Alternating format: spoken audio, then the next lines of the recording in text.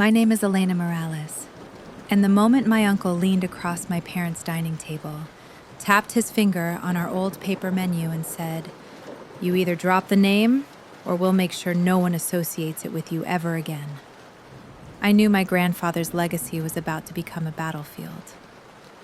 The room smelled like caldo de res and burnt coffee, familiar, comforting, and suddenly poisoned. That name on the menu wasn't just ink. It was Morales Market and Kitchen, and it had fed 3 generations before it ever fed strangers. The irony was cruel. My Uncle Victor had never worked a single shift behind that counter. My grandfather did. So did my parents. So did I. I grew up in the back room of that shop on the south side of San Antonio, Texas. While other kids spent Saturdays at soccer practice, I learned how to restock shelves, slice meat, count change, and greet customers by name. Old Mrs. Alvarez liked her tortillas warm. Mr. Jenkins always joked he'd pay tomorrow, even though he never missed a bill.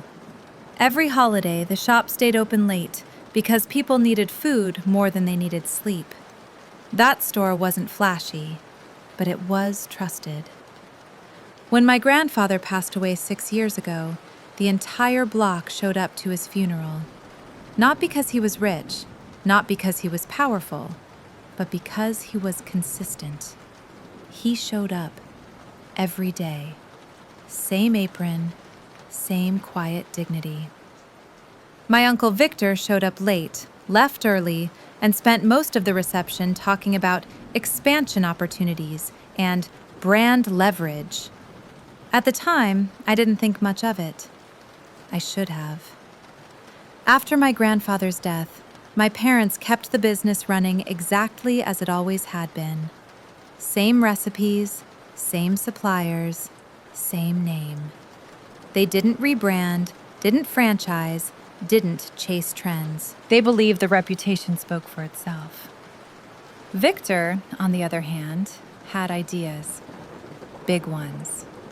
He wanted to open a second location across town. Same name, different ownership. He wanted to modernize the brand without actually understanding it. He talked about logos, slogans, and influencer partnerships, but he didn't know the customers. He didn't know why the soup tasted the way it did, or why my grandfather refused to cheapen ingredients even when margins were thin. My parents said no. Politely, repeatedly. That's when Victor stopped asking. He started claiming. It began subtly. A Facebook page appeared under the name Morales Kitchen, Official. Then a food truck popped up at weekend events, using our family recipes, loosely inspired by tradition. The signage looked close enough that people started asking us if we'd expanded. We hadn't. Confusion turned into tension. Customers asked why the quality felt different at the new place. Online reviews mentioned inconsistency. One Yelp review even accused us of selling out. That one review hurt more than Victor ever could. I work in marketing strategy, not the flashy kind, the compliance-heavy, documentation-obsessed kind. I knew confusion kills trust. And I knew trust was the only currency this business had ever needed. That's when I asked a question no one in my family had thought to ask. Who actually owns the trademark? The silence that followed told me everything. No one had ever registered it. The name had existed for decades, but only in practice, not in law. Victor found out the same week. He called a family meeting. Which brings us back to my parents' dining table. Victor sat there smug, legal pad open, already acting like the room belonged to him. "You can't stop me from using our family name," he said. "It's heritage." My father's jaw tightened. My mother stared down at her hands. I spoke. "You're right. Heritage isn't owned, but businesses are." Victor laughed. "You think you're smarter than me now?" He leaned back in his chair, eyes cold. You're going to ruin everything by being stubborn. Drop the name, rebrand quietly, and save yourselves the embarrassment." My mother looked up then, voice shaking. "This was your father's store." Victor snapped back, sharp and loud. "He's dead, and this is how business works now." I felt something settle in my chest. Not anger, not fear. Resolve. "If you want to fight," I said calmly, "you should know I don't lose them." Victor smirked. "Get out of your little fantasy, Elena. You're playing business. I'm building an empire." That was the moment he crossed from family to adversary. He stood up, grabbed his folder, and delivered his final threat like a casual insult. "Change the name within 60 days, or watch us take it from you." He left before anyone could respond. The door clicked shut, and my parents looked at me like they were seeing the future, or the end. I stood up and said the only honest thing left. "Then we register it, all of it, properly, and we tell the truth louder than he can lie." That night, I opened my laptop and began documenting everything. Every receipt, every photo, every old menu, every newspaper clipping from the local archive that mentioned Morales Market and Kitchen by name. Victor wanted a brand. I was about to prove who built it. I filed the trademark application the next morning before my coffee even cooled. Not because I was dramatic, because I knew how people like my Uncle Victor moved, fast, loud, and with just enough paperwork to look legitimate. At 7:12 a.m., I was on the USPTO website, staring at a form that felt like a doorway into a war I never wanted. I typed in the name exactly the way my grandfather had painted it on the glass decades ago. Morales Market and Kitchen. I added the categories: restaurant services, grocery retail, prepared foods, catering, because my parents had been doing trays for quinceañeras and church potlucks for years without ever calling it catering. Then I hit submit. My mother walked into the kitchen while I was printing the confirmation page. "You're really doing this," she whispered. "I'm doing what we should have done a long time ago," I said.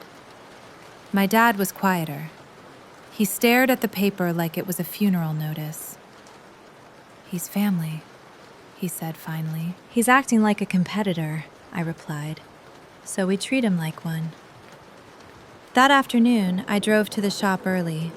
The morning rush had ended, but the regulars lingered, as they always did, sipping coffee from chipped mugs like it was their second living room. I stood behind the counter and watched the place the way an outsider would. The scuffed tile, the faded photos of my grandfather with customers who'd since gone gray, the handwritten sign that said, "We accept EBT," in thick Sharpie, the small donation jar for the local animal shelter. This wasn't a brand, it was a relationship. And Victor was trying to steal the trust without ever earning it. By the end of the week, I'd done what my job trained me to do. I built a case. Not a dramatic family argument case, a legal, documented, boring, bulletproof case. I created a folder on my laptop titled Morales Trademark Evidence. Inside, I organized everything by year: old invoices, tax filings, supplier contracts, receipts showing consistent use of the name, screenshots of our social pages that predated Victor's official page, photos of the storefront sign with timestamps. I even called the San Antonio Public Library downtown and asked for archived local business listings. The librarian sounded amused. "Honey, you mean the old yellow pages?" she said. "Yes," I said. "All of them." She called back 2 days later. "We've got Morales Market listed in 1998, 2004, and 2011, she said. "Same address, Same name. I thanked her like she'd just handed me a winning lottery ticket. Because in this fight, proof wasn't loud. Proof was lethal. Meanwhile, Victor was doing what Victor always did, making noise. The following Saturday, while I was sweeping the front mat, my phone started buzzing nonstop. First, my cousin Tessa, then my Aunt Marlene, then a number I didn't recognize. I opened Instagram, and there it was. A glossy, professionally edited reel, black and white shots of my Uncle Victor smiling in a chef's jacket he'd never worn in real life, dramatic music swelling behind him, text flashing across the screen like a movie trailer. A new era for Morales' kitchen. New era? He hadn't built the old one. He was standing in front of a food truck, wrapped in a logo that looked almost identical to ours. Same font style, same color palette, same little flourish under the last name. Under the video, the caption read, "Honoring my father's legacy by bringing Morales' Kitchen to the people. Family recipes, modern vision." And the comments. Oh my God, the comments. "So proud of you for keeping the family tradition alive. Finally, a better location than that old store. Wait, is this the same Morales Market on South Flores?" That last one was a knife. Because people didn't know. Victor had designed it that way. He wanted confusion.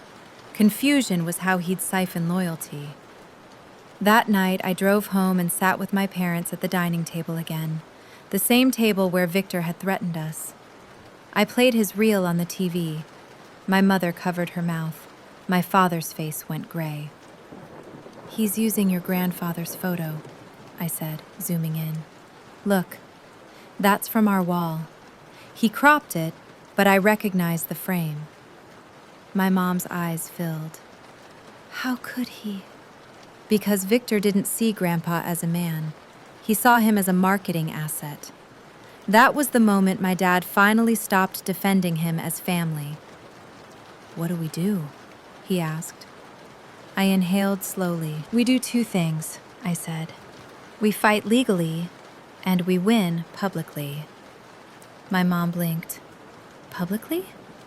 "Yes," I said, "because the court case takes time, but public trust can shift overnight."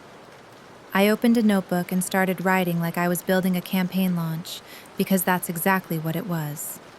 Step 1. We needed to protect the name. Trademark filing was started. Next, I emailed a trademark attorney I'd found through a referral network, someone who knew small businesses, not corporate giants. Her name was Rachel Klein, and she responded within an hour. "Elena, this is serious," she wrote. "If he's using a confusingly similar name in the same market, we can pursue a cease and desist, but we need clean evidence of first use and consistent branding." I smiled. I had that evidence stacked like bricks. Step 2. We needed to strengthen our story. Not in a fake way, in a truthful way that reminded customers what they already knew in their bones. So I went to the shop the next morning and started interviewing people like I was making a documentary. Not on camera yet, just conversations. "Mrs. Alvarez?" I said, pouring her coffee. "Do you remember my grandpa?" She looked at me like I'd asked if she remembered the sun. "Of course," she said. "He used to put extra cinnamon in my champurrado because he said I looked too tired to fight the world." I wrote it down. "Mr. Jenkins?" I asked. "How long have you been coming here?" He laughed. "Long enough that your grandpa scolded me for smoking outside the back door in 2002. I wrote it down. A young couple approached the counter with a baby carrier. The mom smiled. "My mom brought me here when I was little," she said. "Now I'm bringing him." I wrote it down. That was the brand, not Victor's new era nonsense. It was continuity. Then the third thing happened. The thing I didn't expect so soon. On Monday morning, a woman walked into the shop with her phone in her hand and a suspicious look on her face. Are y'all the same Morales kitchen that was at Fiesta this weekend? She asked. I felt my stomach drop. We weren't at Fiesta, I said. She frowned. Because I bought tacos from that truck and it was not good. At all. And then my sister said y'all were the real place. I forced a smile, but inside I was burning. Victor wasn't just stealing our name. He was damaging it. That's when my dad slammed his palm on the counter in the back room, hard enough to rattle the soda cans. He's poisoning us, he said. My mother whispered, people will blame us. I nodded. They already are, I said quietly. And if we don't respond, his version becomes the truth.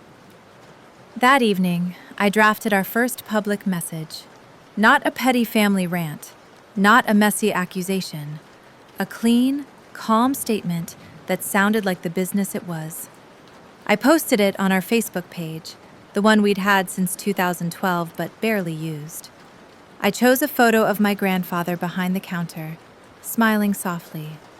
Then I wrote, to our community, Morales Market and Kitchen has served San Antonio for over 30 years at the same location. We have not opened any new trucks or locations. If you see a Morales Kitchen food truck or pop-up, please know it is not affiliated with our family business. We are taking steps to protect our name and our customers. Thank you for supporting the original. Within minutes, comments poured in. Oh, wow, I had no idea. I knew something felt off. Victor is doing what? And then, a private message appeared in my inbox from an account with no profile picture and a username made of random letters. The message was short, threatening, almost casual. Delete that post or you'll regret it. My hands went cold. I showed my parents. My mom started to shake. My dad looked like he wanted to punch a wall. But I didn't flinch, because I had spent my whole life watching men like Victor rely on intimidation, and I was done being intimidated. I forwarded the message to Rachel, the attorney. She replied, do not delete. Screenshot everything. This is evidence of bad faith. Bad faith. That phrase made it official. Victor wasn't just being difficult. He was knowingly trying to mislead customers. And the law didn't like that. The next day, Rachel sent a cease-and-desist letter. She addressed it to Victor's LLC because, of course, he'd formed one already. Of course he had. He didn't respond, not directly. Instead, he escalated in the way I should have predicted. He went after my parents. On Wednesday night, my Aunt Marlene called my mother and screamed at her so loud I could hear it through the speakerphone from the other room. You selfish woman, she yelled. You're tearing the family apart over a name. My mom's voice trembled. Victor is the one. No, Marlene snapped. Victor is saving the legacy while you sit in that dusty little store like it's still 1995. You're jealous because he's successful. You're scared he'll outshine you. My father took the phone. Marlene, he said, voice low, dangerous. Victor is stealing. Don't confuse theft with success. Marlene laughed like a villain. You think the community will side with you? You're nobodies. Victor has connections. He's got sponsors. He's got real money. You're going to lose, and you'll deserve it. Then she hung up, and my mother broke. She sat at the table and cried the kind of cry that comes from years of swallowing disrespect until it finally spills over. He's using the family against us, she sobbed. I put my arms around her and held on tight. Let him, I whispered, because the louder he gets, the more he exposes himself. That night, I made a decision. If Victor wanted a public fight, fine. But I wasn't going to let him control the narrative. I wasn't going to let him frame us as jealous or outdated. I was going to show the city the truth in a way they couldn't ignore. I opened my laptop and began planning something that wasn't just legal. It was emotional. It was strategic. It was the kind of move Victor wouldn't see coming because he didn't understand people, only optics. I titled the plan, The Original Morales Week, and I knew exactly how it would work. Because when you're fighting for a family brand, you don't just protect the name. You remind everyone why the name mattered in the first place. And once they remembered, Victor's fake version wouldn't stand a chance. But before I could launch it, I got a call that made my blood run cold. The caller ID wasn't Victor. It was the number for the small business bank where my parents had kept their accounts for over 20 years. And the voice on the other end said, "Ms. Morales, we received paperwork today claiming there's a dispute over ownership of the Morales business name and assets. We need to verify something urgently." I closed my eyes.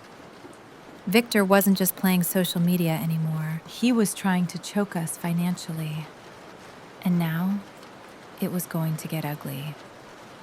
I drove to the bank so fast I barely remember the traffic lights. The building hadn't changed since I was a kid.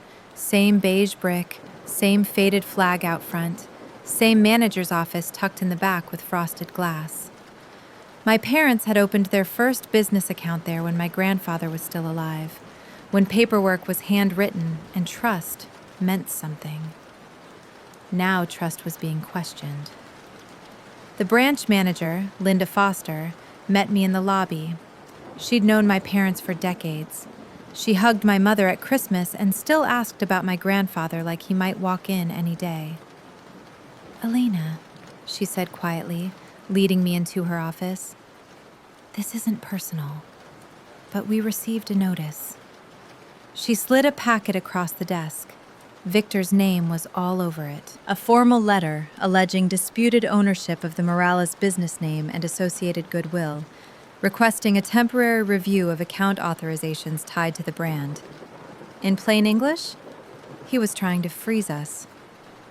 "Can he do this?" my father asked, his voice tight. Linda shook her head. "Not without proof. But when someone files a claim like this, we're required to pause certain actions until clarification." My chest burned. "What actions?"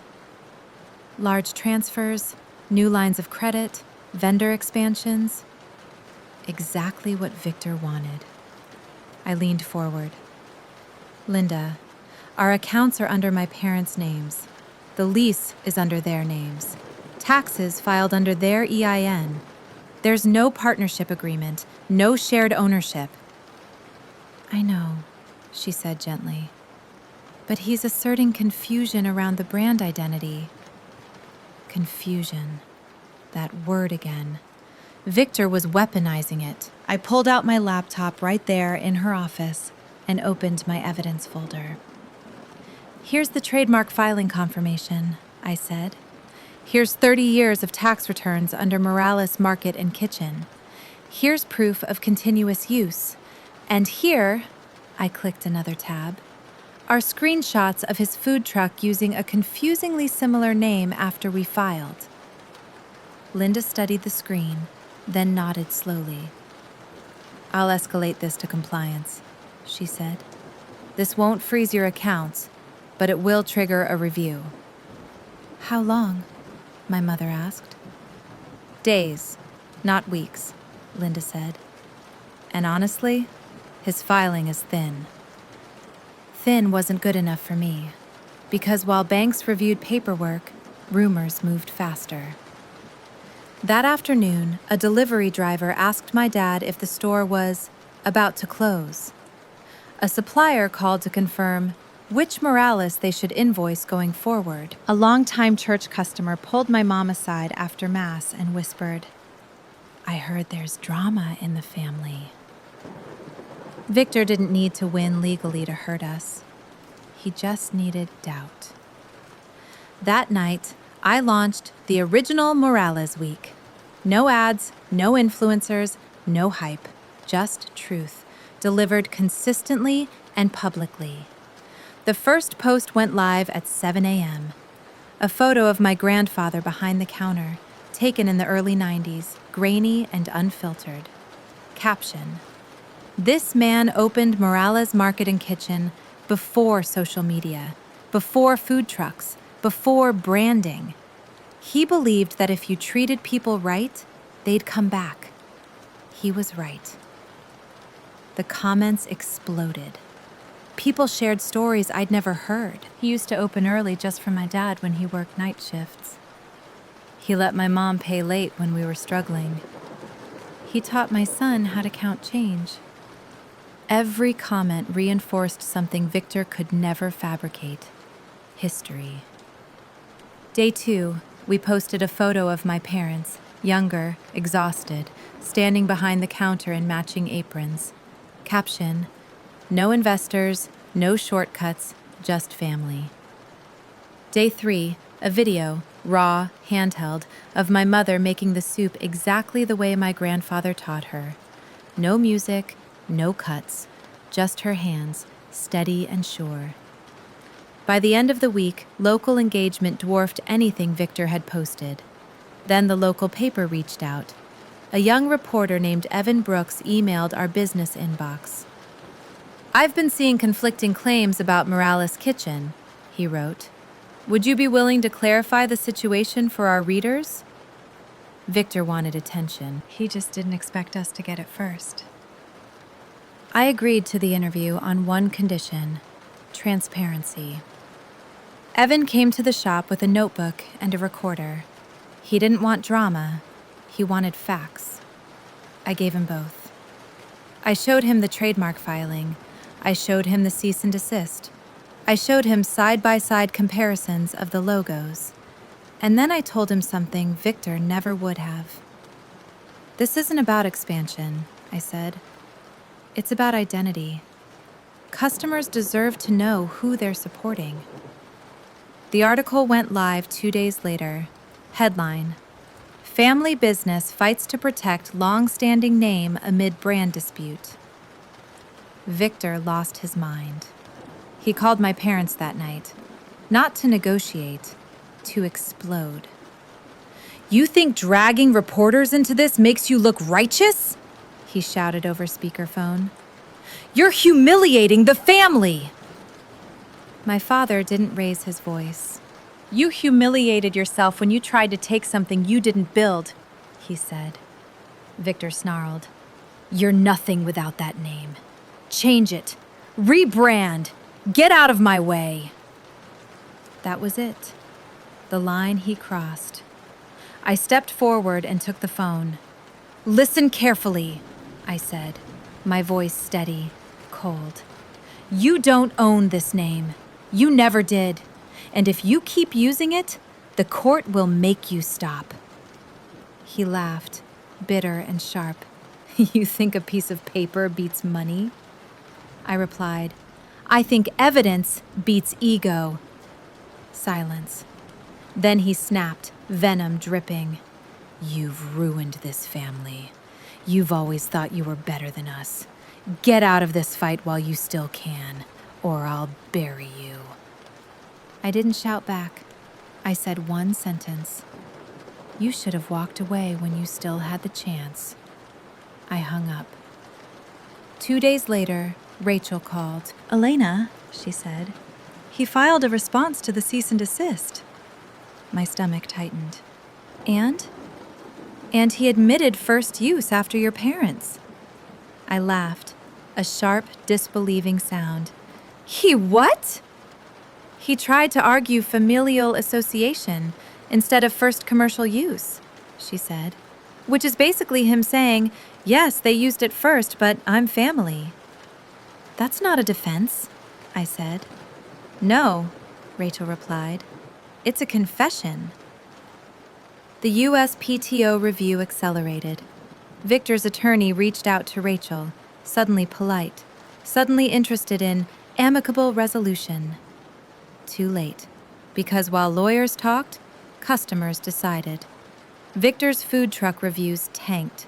People complained about quality, about confusion, about dishonesty. One comment went viral. "Don't mess with the real Morales. The original is still on South Flores." That comment got shared over 3,000 times. And then, finally, the letter arrived. Certified mail, thick envelope. Rachel forwarded me the scanned copy before the physical one even reached our mailbox. Trademark approved, pending publication. I stared at the words until they blurred. My parents sat at the table, hands clasped. "We did it?" my mom whispered. "Almost," I said. "One more step." Victor had 30 days to formally oppose. He did. Of course he did. He filed an opposition claiming emotional ownership, family legacy, unfair exclusion. Rachel read it and sighed. "This won't hold," she said, "but it will go to a hearing." A hearing meant confrontation, not behind closed doors, on record, under oath. Victor wanted to bully us into submission. Instead, he'd forced himself into a room where lies mattered. And the night before the hearing, my Aunt Marlene showed up at our door. Unannounced, unwelcome. She stood on the porch, arms crossed, eyes sharp. "You still have time to stop this," she said. "Withdraw. Let Victor have the name." My mother shook her head. "No," she said softly. Marlene's face twisted. "You're destroying the family over pride." I stepped forward. "No," I said. "We're protecting what was stolen." Marlene sneered. "You think you're some hero now? You're just a stubborn woman who can't accept change." I met her gaze. "And you're enabling theft because it's easier than telling him no." Her voice rose. "You've always been difficult, always acting like you run things. This is why people don't like you." I didn't flinch. "Then leave," I said. "We're done listening." She stared at me, shocked. Then she spat. "Don't come crying when this costs you everything." She turned and left. I closed the door and locked it. The hearing was in 3 days, and for the first time since this started, I felt calm. Because the truth wasn't just on our side. It was documented, signed, witnessed. And when Victor finally had to answer questions under oath, there would be nowhere left to hide. The hearing room was smaller than I expected. No dramatic courtroom, no wooden benches full of spectators, just a long table, a seal on the wall, and a woman in a navy suit who looked like she'd heard every excuse men like my Uncle Victor had ever tried to sell. Victor arrived 10 minutes late. Of course he did. He wore a tailored blazer, no tie, the kind of outfit meant to signal confidence without respect. His attorney whispered to him urgently as they sat down. Victor nodded, smirking, like this was all a formality, like we were an inconvenience. My parents sat beside me, hands folded. My mother wore the same gold cross she'd worn every day since my grandfather died. My father's posture was rigid, controlled. I wasn't nervous. I was ready. The administrative judge opened the session calmly, almost bored. "This is a trademark opposition hearing regarding the mark Morales Market and Kitchen," she said.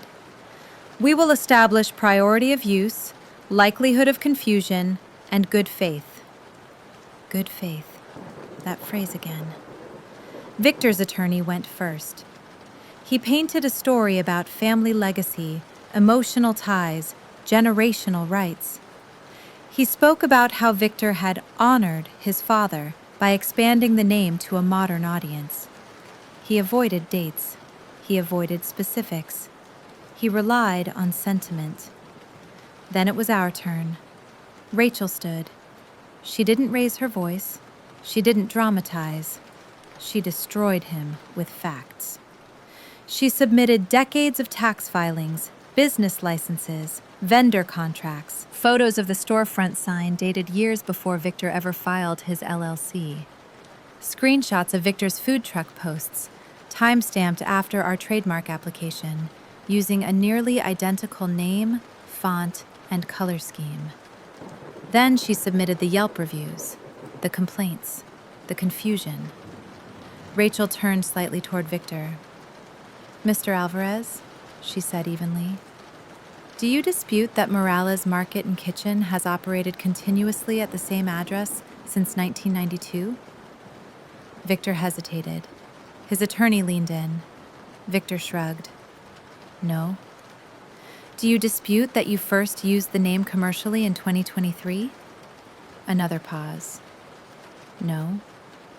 "And do you deny that you continued using the name after receiving a cease-and-desist notice?" Victor scoffed. "I didn't think it applied to me." The judge raised an eyebrow. "Why not?" she asked. Victor leaned forward, confident again. "Because it's my family name. They don't own that." Rachel didn't miss a beat. "We're not disputing the family name," she said. "We're disputing the business identity." Victor rolled his eyes.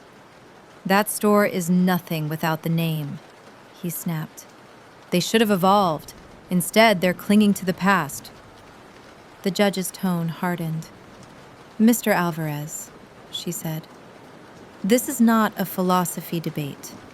This is about consumer confusion and first use." Victor opened his mouth again, and that's when Rachel delivered the final blow. "Your Honor," she said, "we'd like to submit Exhibit 42. She projected a screenshot onto the screen. It was the message Victor had sent anonymously. "Delete that post or you'll regret it." The room went still. The judge looked directly at Victor. "Did you send this message?" Victor's face flushed. His attorney whispered urgently. Victor exhaled sharply. "Yes." Rachel nodded. "No further questions." Victor slumped back in his chair, the smirk gone. The judge didn't deliberate long. Her ruling was clear, direct, and devastating. "The evidence establishes clear priority of use by the Morales Market and Kitchen operated by the applicants. The opponent's use of a confusingly similar mark constitutes bad faith. The opposition is denied." Denied. Just like that. The trademark was ours. Exclusive. Protected. Victor stood up abruptly, chair scraping loudly. "This is bullshit," he muttered. The judge didn't even look at him. "Mr. Alvarez," she said coolly, "any further use of the mark may subject you to legal penalties." Victor stormed out. He didn't look at us. He didn't say goodbye. He didn't apologize. He didn't have to. The loss spoke for him. Within a week, the USPTO publication went live. Within 2, Victor's food truck disappeared. Within 3, the local paper ran a follow-up piece. Headline: "Original Morales Business Secures Trademark, Ends Brand Confusion." Customers flooded back, not because they felt sorry for us, but because clarity felt good. Sales stabilized, then climbed. Suppliers relaxed. The bank lifted its review without another word. And something unexpected happened. People thanked us. Not for winning, but for standing our ground. A woman approached my mother at the counter one afternoon and said, "I'm glad you didn't let him erase you." That night, my parents and I sat at the dining table again. The same table, but the air was different, lighter. My father cleared his throat. "I should have protected this sooner," he said quietly. My mother squeezed his hand. "We protected it now." Victor didn't call, neither did Marlene. Family gatherings grew smaller, quieter. healthier. A month later, I filed the paperwork to expand, but carefully. Same recipes, same standards, same name. Not to chase ego, to honor continuity. Because a brand isn't built by noise. It's built by showing up every day, doing the work, letting the truth last longer than lies. Victor tried to steal a name. What he didn't understand was that the name was never the power. The people were. And when the dust settled, the city remembered exactly who had fed it all along.